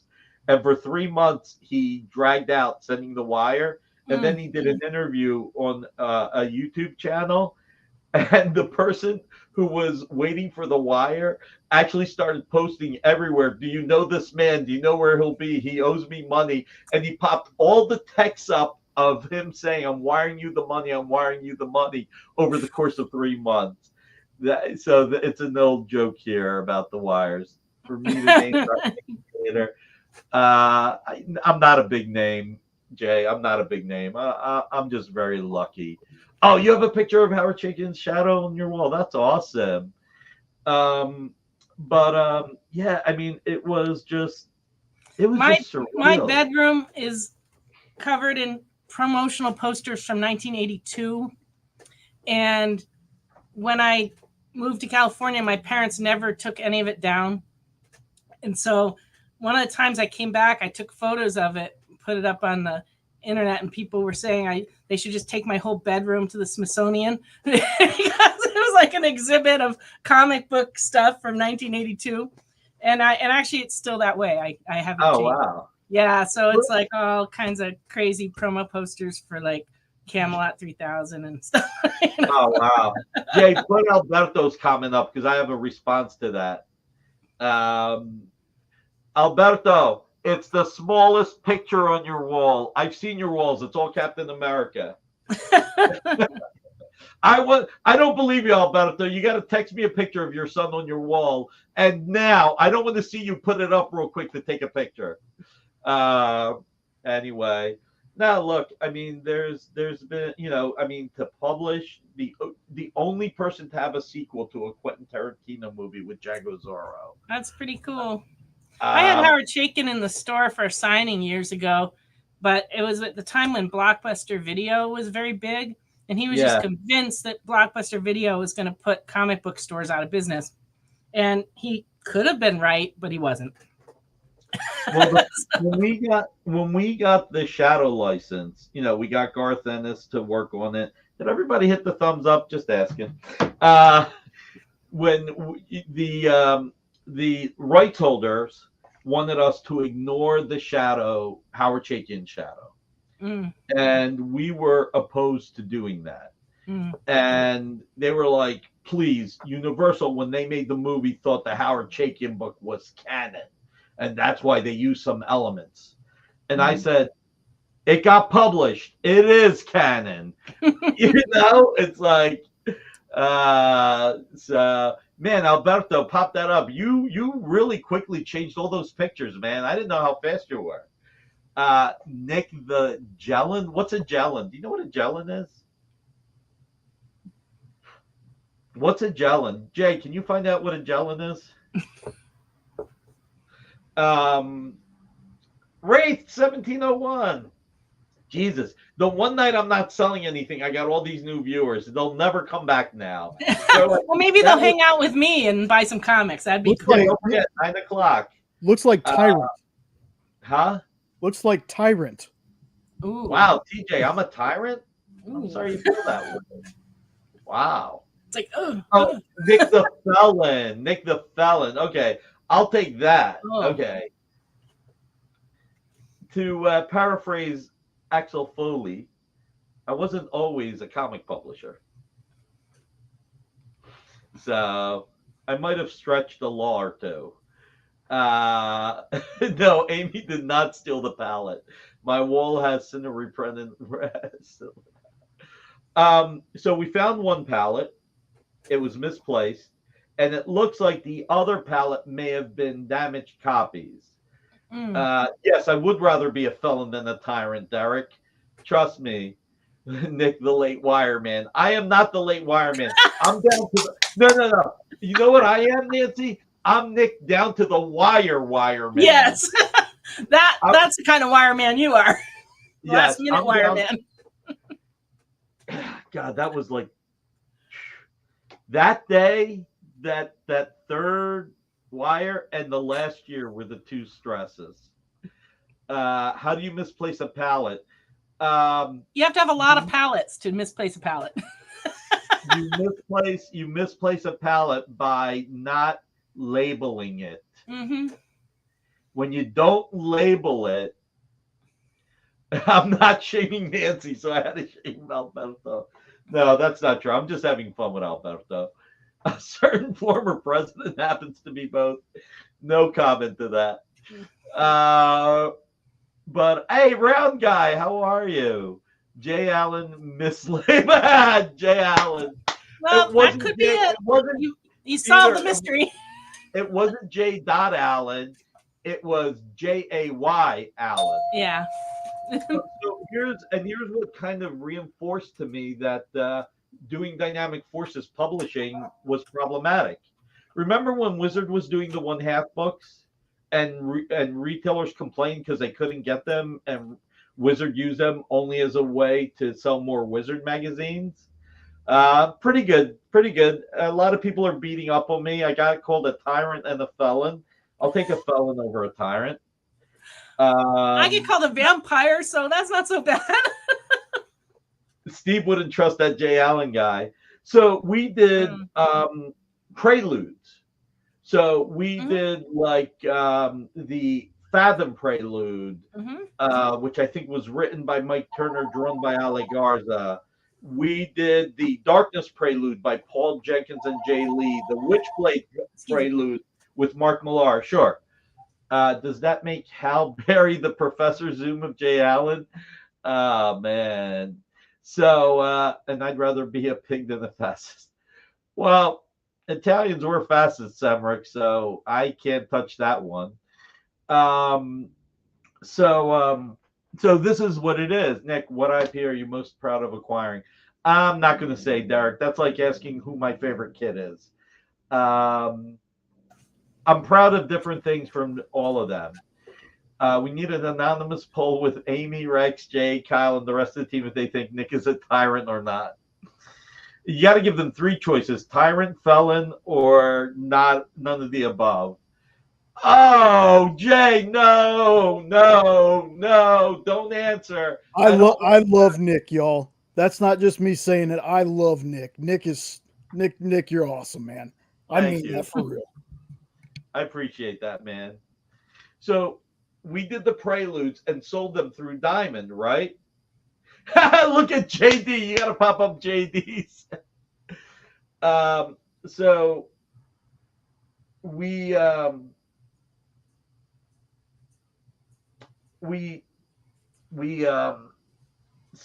did these Preludes. We solicited them through Diamond.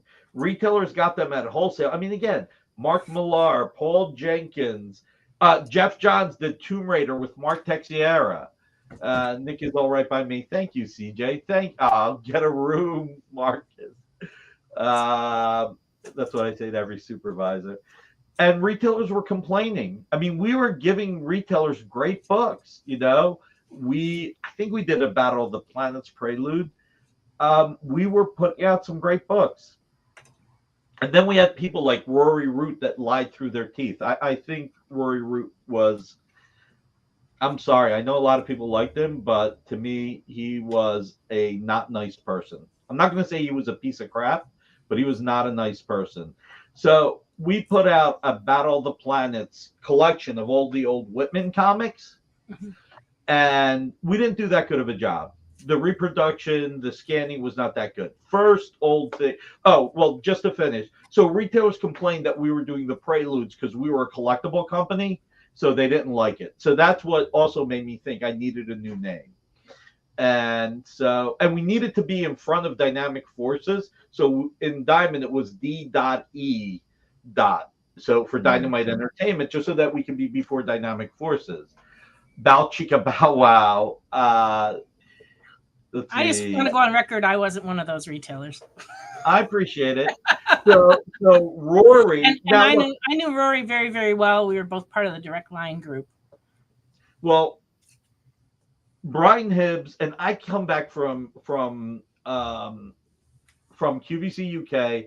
I was jet lagged and tired, and Joe Ryband's trying to deal with it on like whatever the pre-FOC page was or whatever back in the early 2000s. And it was a retailer forum, and I called Joe. I said, I'm going to deal with this. And, you know, Brian Hibbs, at least I believe, bought the book. I don't think he'd lie. And he was complaining. I mean, Brian can complain and be a curmudgeon, but he's not a liar. I don't think he's a liar. So Rory was sitting there saying, we bought 12 copies of this and we can't sell a single one. So I'm getting really pissed at this point. So I called Rory's store and I said, hey, I heard you guys got the Battle of the Planets collection. Can you set one aside for me? Everybody sold out. And the guy goes, that's a Dynamic Forces book. We don't carry anything Dynamic Forces. They're a terrible company. And I could have went online and said that Rory lied. I didn't bother. So we did signed tarot cards by Jill Thompson. DC had the Vertigo tarot cards, and we had them signed. Oh, is it local, Semric? Are you overseas or in the U.S.? Because I'm in South Jersey, so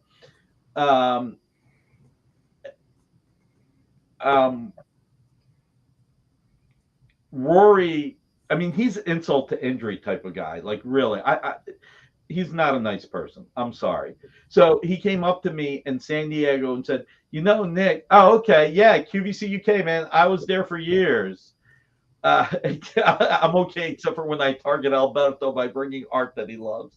So he actually walked up to me, the guts on this person. And if I wasn't on TV, I'd use the other word. He walked up to me and literally said, you know, I don't like any of your product. I don't think you put out anything good, but I want to buy those Vertigo tarot cards signed by Jill Thompson. And I was like, oh man, I'm so sorry. We're sold out of those.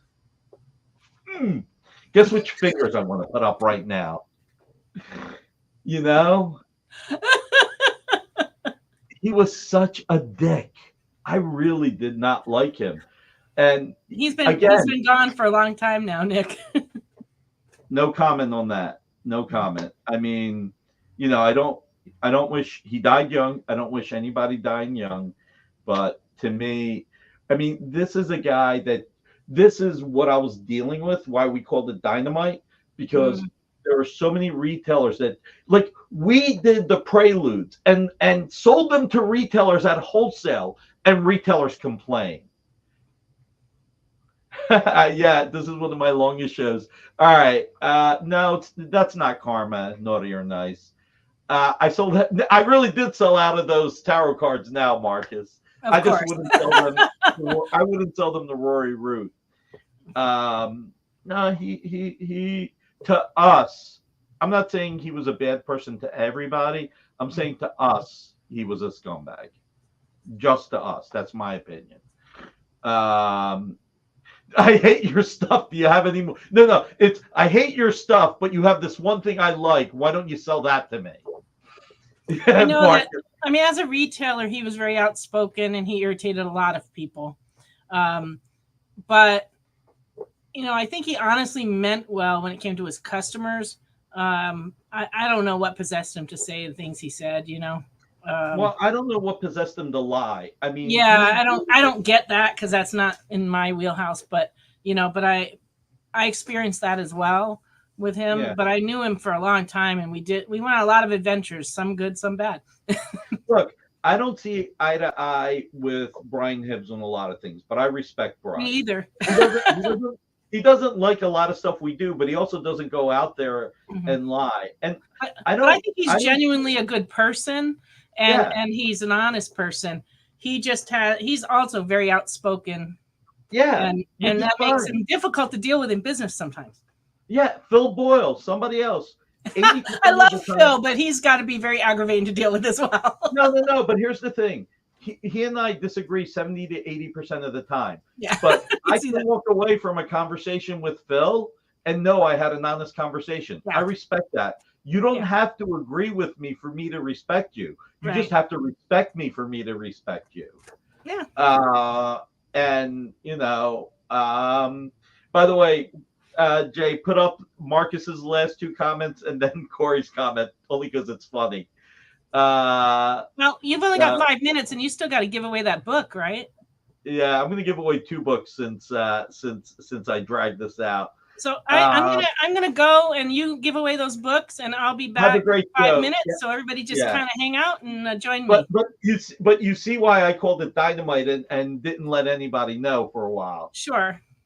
You know, we did figure it out eventually, though. You did. Jeff Johns and Mark Texiera on the Tomb Raider one shot, and retailers were unhappy that I sold it to them because it was Dynamic Forces. Go figure. Retailers. Gotta love them. No, you don't. Yeah. All right. So we have a Steranko homage. Take care, Nancy. And we have this Batman, which is a Bruce Timm kind of homage. So let's roll the dice. Let's see who wins.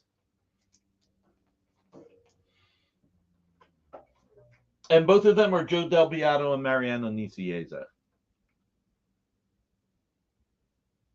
Rich Donnelly. All right. Let's roll the dice again. Hey, Eternals, how are you? Frank Brockle, thank you for stopping by. Next week, I promise we will sell art. I want to win those tarot cards. And Jerry Bourne. Congrats, Jerry. All right, Rich, you won first, so you get to decide if you're still here. Do you want the Hulk or do you want Batman? So, Rich, you decide, and Jerry gets the other one. Hulk or Batman? Hulk, Batman. And yes, fill out the form, or Amy's going to kill me. Man, Rich Donnelly keeps getting lucky. All right. So, Jerry, you get the Hulk. More JR, Infamous Reaper. Yes, I'll bring JR next week. I might buy that JR Jr. and Scott Hanna cover that Spencer had last week that I missed out on. Ryan, I'm sorry, man. All right, everybody, it's Friday night. Thanks for listening to all of my stories. I'm surprised 60 of you are still here. Thank you, though. I appreciate it. Listen, haven't seen you guys in a week. Hug your loved ones. You never know. We just lost TiVo 2 days ago. He was in his 50s, heart attack. You just never know. He was a really nice guy, great YouTuber. So hug your loved ones. Appreciate what you have. Don't be jealous or envious of what you don't have. Be respectful to each other. If somebody's having a bad day, Ruben show Sunday night. Yes, don't forget Ruben show on Sunday. Oh my God, that's George Perez. Okay, that's God. Robert Frey. I got to talk to Robert about that. And hug your art portfolios. So stories are great, Mr. Allen. So is the link at the top? Yeah, it should be at the top, Rich. But you've used it before. Same link. Be good to each other. You never know if the other person's having a bad day. Just enjoy life. Make it your best life. As far as we know, we only go around once. Tonight at 9, you have Nancy. Tomorrow at 4, I think we have Bronze Age Nerd. Can you confirm, Jay? The only thing that I see is Jam Comics. Jam City. Okay, so Jam Comics is at 7:30. No Fat Jacks until things, work out for them. Jam City at 7:30. Monday at 5, you've got Miss Jen with David Pepos talking about Space Ghost and Punisher. 6 o'clock, Comic Collectibles with Rex and John.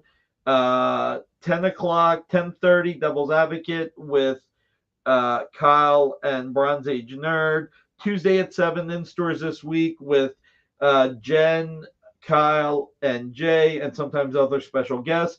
8 o'clock, perhaps Minhunter Comics is back now that it's been a few weeks since the baby was born. 10 o'clock is Henri. Wednesday at 7 is Comic Collectibles. 8 is Chuck Pino's quiz show. 9 o'clock is 360 Comics. Thursday at 5, I think, is Dan Wickline. 7 is What's in the Box with Miss Jen. 8 o'clock is Geek Comic Chat. And 10 o'clock is Mog Park. And I promise you, and Jamal Igle tomorrow at 2 o'clock in the afternoon on the Comic Art Live channel. And next Friday, I'll have art for sale. All right. Love you guys. Have a great weekend. And claim court cover for Monday, I saw. Email Rex and Amy, Corey. Everybody, have a wonderful weekend. Jay, take us away. Join the party. Head over to our link tree to find all the links for everywhere the experience is all the time.